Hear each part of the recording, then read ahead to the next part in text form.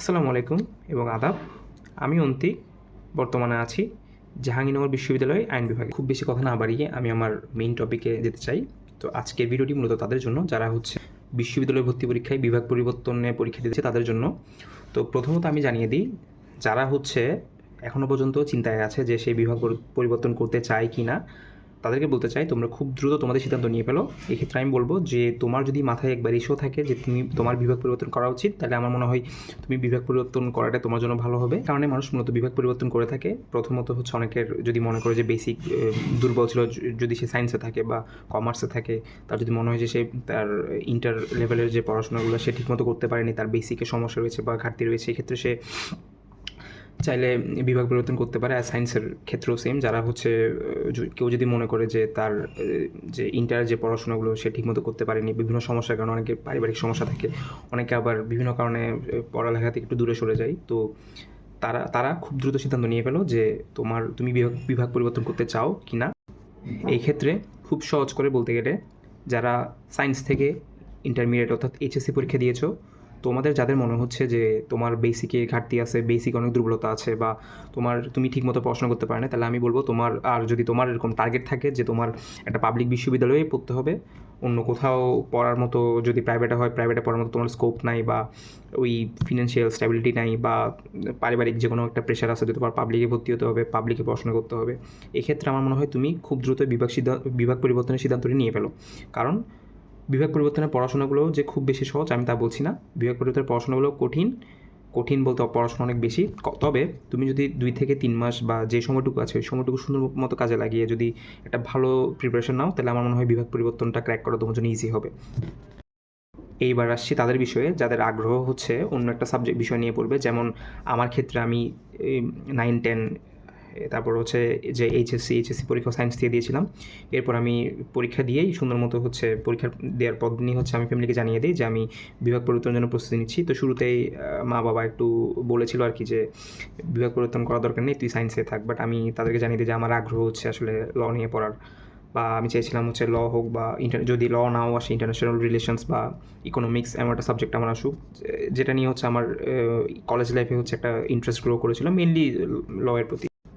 এবার আসছি তাদের কথায়, যাদের বেসিকে সমস্যা না থাকলেও যারা চায় law, economics, international relations, public administration বা বিবিএর কোনো সাবজেক্ট নিয়ে পড়াশোনা করবে সায়েন্স থেকে, বা যারা কমার্স নিয়ে পড়াশোনা করেছে তার আগ্রহ সে ল পড়বে বা ইকোনমিক্স পড়বে বা অন্য যে কোনো একটা সাবজেক্ট পড়বে যেটা বিভাগ পরিবর্তনের আন্ডারে পড়ে। অর্থাৎ বিভাগ পরিবর্তন বলতে সেটাই বোঝাচ্ছে যে পরীক্ষা দিলে তুমি তোমার নিজ বিভাগ ব্যতীত, অর্থাৎ তুমি যে সায়েন্স থেকে হও, তুমি সায়েন্স ব্যতীত অন্য যে 2 বিভাগ আছে ওই 2 বিভাগের যে কোনো একটা সাবজেক্ট নিয়ে তুমি পড়াশোনা করতে পারবে। এটাই তো বিভাগ পরিবর্তন। আশা করি তোমরা এটা সম্পর্কে জানো।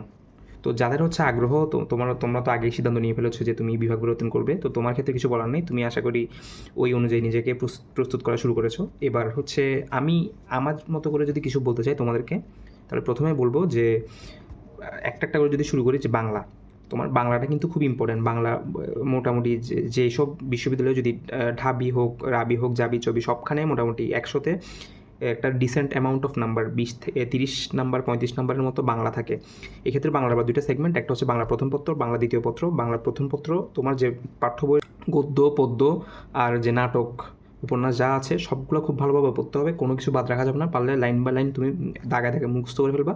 কারণ এখন তুমি আমাকে বলতে পারো, ভাই মুখস্থ করাটা তো পড়াশোনা না। এখন দেখো, তুমি প্রস্তুতি নিচ্ছ বিভাগ পরিবর্তনের জন্য, তোমার প্রিপারেশনটা ওরকমই টপ নচ হতে হবে। বাংলা গেল, তারপর বাংলা যদি সেকেন্ড পেপারের ক্ষেত্রে যদি বলি, তুমি আগে দেখবা যে ওখানে প্রিভিয়াস ইয়ারে কী ধরনের কোয়েশ্চেনগুলো বারবার রিপিট হচ্ছে, প্রিভিয়াস ইয়ার কোয়েশ্চেনগুলো সলভ করবা। সাথে সাথে তোমার যে টপিকগুলো থেকে প্রতি বছর একদম মাস্ট কোয়েশ্চেন আসে, ওই টপিকগুলো ভালো মতো তোমার সলভ করে যেতে হবে।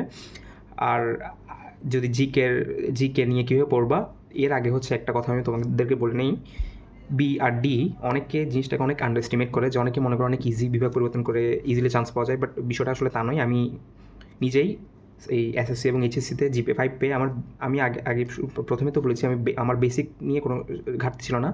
আমার আগ্রহ ছিল, আমি সায়েন্স থেকে পড়াশোনা করেছি। আমার সায়েন্সের পড়াশোনাগুলোর প্রতি মানে তেমন একটা বেশি আগ্রহ কাজ করছিল না। তাই আমার ইচ্ছে ছিল ল নিয়ে পড়াশোনা করা। তো আমি সুন্দর মতোই সায়েন্স থেকে বেরিয়ে এসে লয়ের জন্য প্রিপারেশন নেওয়া শুরু করি এবং পরীক্ষা দিয়ে চান্সও পেয়ে যাই।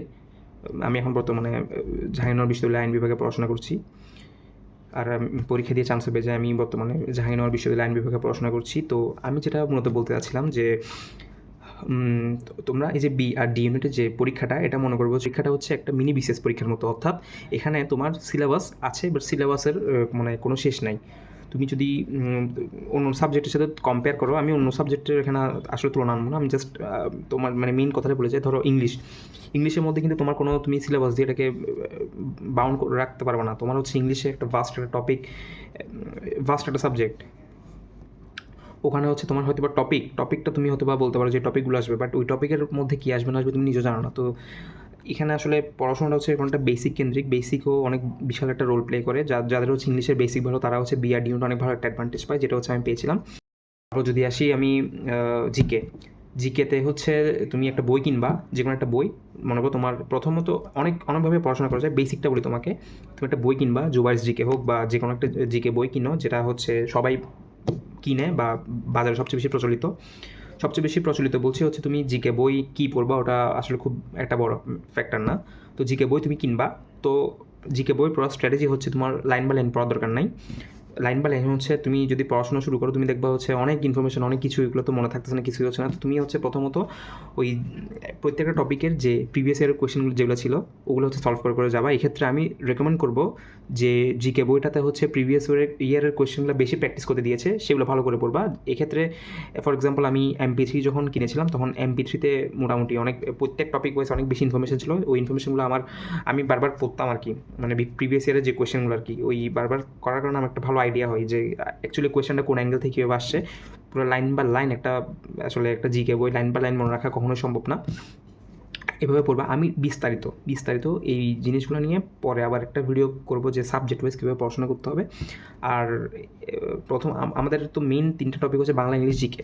এর বাইরে অনেক জায়গায় আইসিটি আসে, অঙ্ক আসে। এক্ষেত্রে আমি জাস্ট একটা কথা সাজেস্ট করবো, তোমরা প্রিভিয়াস ইয়ার কোয়েশ্চেনগুলো দেখো। যে একটা কোয়েশ্চেন ব্যাংক কিনে তোমার যে জায়গায় তুমি পরীক্ষা দিবা, সবগুলোর একটা করে কোয়েশ্চেন ব্যাংক কিনবা, প্রত্যেক ইউনিট ভেদে আর কি। তো ওই কোয়েশ্চেন ব্যাংকগুলো কিনে ওই কোয়েশ্চেন ব্যাংকগুলো সলভ করা শুরু করো। আর হচ্ছে ভাই, টাইম ওয়েস্ট করিও না। যারা হচ্ছে সিদ্ধান্ত এখন নিতে পারো না, নিয়ে ফেলো। যারা সিদ্ধান্ত আগে নিয়ে, তারা তো নিয়ে ফেলেছো। আবার অনেকেই আছে ইচ্ছা ছিল, বেসিকও ভালো ইচ্ছাও ছিল হচ্ছে সে সায়েন্স নিয়ে পড়বে, বাট কোনো একটা চাপের কারণে, সেটা হচ্ছে যদি সে ভালো কোচিং ম্যানেজ করতে না পারে বা অন্য যে কোনো একটা রিজনের কারণে যদি সেই পরীক্ষা আর ভালো প্রস্তুতি নিতে না পারে, এক্ষেত্রে বিআরডি ইউনিট তার জন্য আশীর্বাদ স্বরূপ। এক্ষেত্রে বিআরডি ইউনিট হচ্ছে তারা বিশ্ববিদ্যালয়ে ভর্তি হওয়ার পড়াশোনার যে সুযোগটা, সেটাও দিচ্ছে। আবার হচ্ছে বিআরডি ইউনিট চাইলে কিন্তু বাসায় বসে প্রিপারেশন নেওয়া যায়। আমি নিজেই হচ্ছে বিআরডি ইউনিটের প্রিপারেশন ঘরে বসে নিয়েছিলাম, কোনো কোচিংয়ে ভর্তি হয় নাই কেউ। হ্যাঁ, আমার সিনিয়র ভাইরা অনেকে মেন্টরশিপ করেছে, বাট বেসিক্যালি ওটা তো মেন্টরশিপটা কোনো সমস্যা না। ইভেন আমি চেষ্টা করবো যে পরবর্তী যে টাইমটা আছে, টাইম ওয়াইজ কিছু ভিডিও দিয়ে যাওয়ার, যাতে তোমাদের হেল্পফুল হয়। এবার আমি আমার নিজের জার্নি একটু শেয়ার করি। আমি হচ্ছে এসএসসি এবং ইন্টার দুইটাতেই হচ্ছে গোল্ডেন পাই। এরপরে হচ্ছে আমি আমার অনেক আগে থেকে সিদ্ধান্ত নেওয়া ছিল যদিও, যে আমি বিভাগ পরিবর্তন করে অন্য একটা সাবজেক্টে এক্সাম করবো। এটার মূল উদ্দেশ্য আসলে একটাই ছিল যে আমার আগ্রহ ছিল হচ্ছে আমি ল নিয়ে পড়ি বা ইকোনমিক্স নিয়ে পড়ি বা ইন্টারন্যাশনাল রিলেশনস। এই 3টার কারণ, একটা সাবজেক্ট আসলে ফিক্স করা যায় না যে ওখানে পড়বো। কয়েকটা সাবজেক্ট আমার চুজেন ছিল। তো কয়েকটা সাবজেক্ট আমার চুজেন ছিল। ওই চুজেন সাবজেক্ট থেকে আমার ভাগ্যক্রমে ফার্স্ট চয়েস যে সাবজেক্টটা নিয়ে পড়ার ছিল, ওই সাবজেক্টটা পেয়ে যাই আমি। তো এক্ষেত্রে আমি যদি খুব সিম্পলি, খুব সংক্ষেপে আমার স্টোরিটা শেয়ার করতে চাই। প্রথমে তো অনেকেই হচ্ছে অনেক ধরনের কথা বলেছে যে তুমি সায়েন্স থেকে পড়াশোনা করেছো, এটা সেটা, সায়েন্সের ওখানে পরীক্ষা দাও, সায়েন্স থেকে বিভাগ করে তুমি লাভ হবে না, কোথাও চান্স পাবে না, অনেক ধরনের কথা বলেছে। বাট আমি আমার লক্ষ্য নিয়ে আসলে অটুট ছিলাম। আমার টার্গেটই ছিল হচ্ছে আমি যদি চান্স পাই, আমি ল নিয়ে পড়বো বা ইকোনমিক্স নিয়ে পড়বো আর কি। মানে ইচ্ছা তো ছিল ল নিয়ে পড়ার শুরু থেকেই, বাট যদি বাই চান্স ল না আসে ইকোনমিক্স নিয়ে পড়ার বা এই ধরনের টার্গেট নিয়ে আমি পড়াশোনা চালিয়ে গেছি। এখানে আসলে অনেক কিছু বলবে। এই ক্ষেত্রে যদি আমি মাথা গরম করে, যদি মন খারাপ করে যদি বসে থাকি, তখন জিনিসটা হচ্ছে আমার নিজেরই ক্ষতি। অনেক কিছু বলবে। এই টাইমটা হচ্ছে এমন একটা টাইম যেখানে হচ্ছে তোমার লেজার শার্প ফোকাসটা রাখতে হবে, কোনো ডিস্ট্রাকশনে পা দেওয়া যাবে না। যার যা ইচ্ছা বলুক, তুমি তোমার লক্ষ্য অটুট থাকো যে আমার এই বিআরডি ইউনিট আমি যেখানে পরীক্ষা দিচ্ছি, ওই আমার লক্ষ্য যেটা, সেটা ছোটো হোক বড়ো হোক অন্য বিষয়, বাট লক্ষ্য যেটা ওটা হচ্ছে ক্র্যাক করে আমার থেকে বেরোতে হবে।